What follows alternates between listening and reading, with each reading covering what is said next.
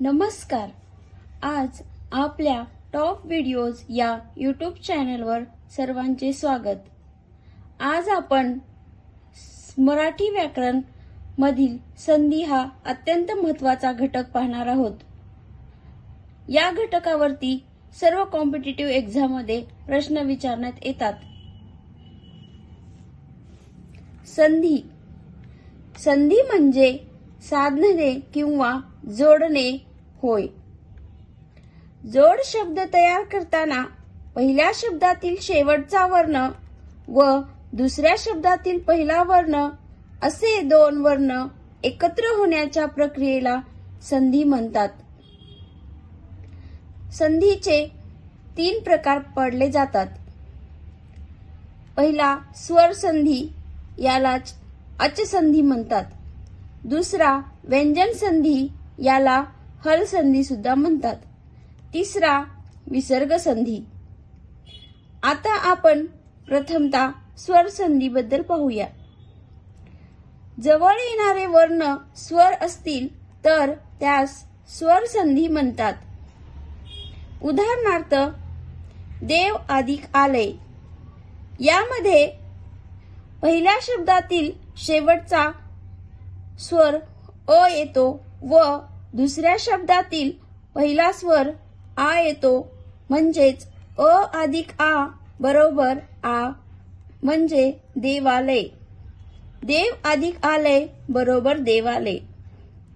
दुसरं उदाहरण आहे सूर्य अधिक अस्त, म्हणजे सूर्यास्त.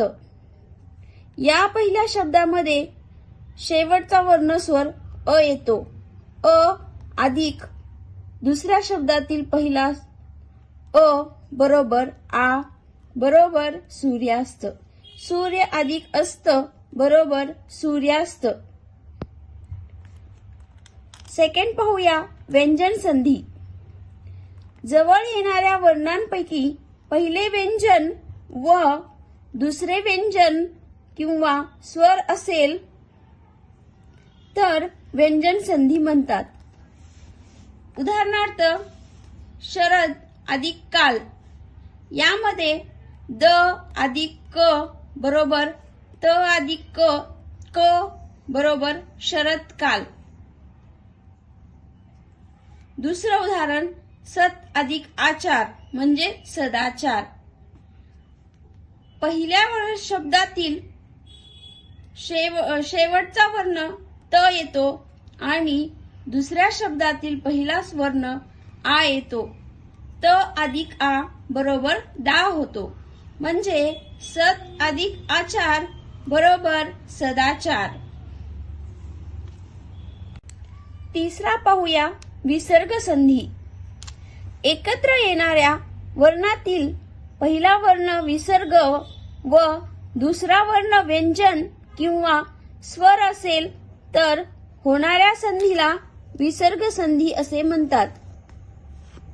एकत्र येणाऱ्या वर्णातील पहिला वर्ण विसर्ग व दुसरा वर्ण व्यंजन किंवा स्वर असेल तर होणाऱ्या संधीला विसर्ग संधी असे म्हणतात.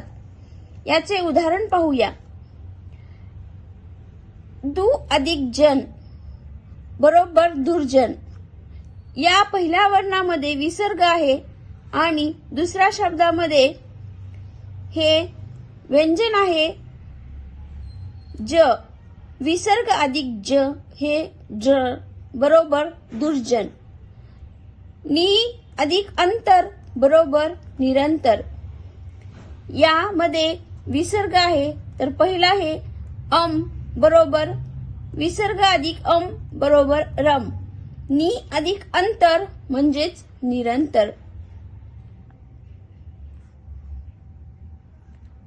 स्वर संधीमध्ये स्वर अधिक स्वर दोन्ही एकत्र येतात.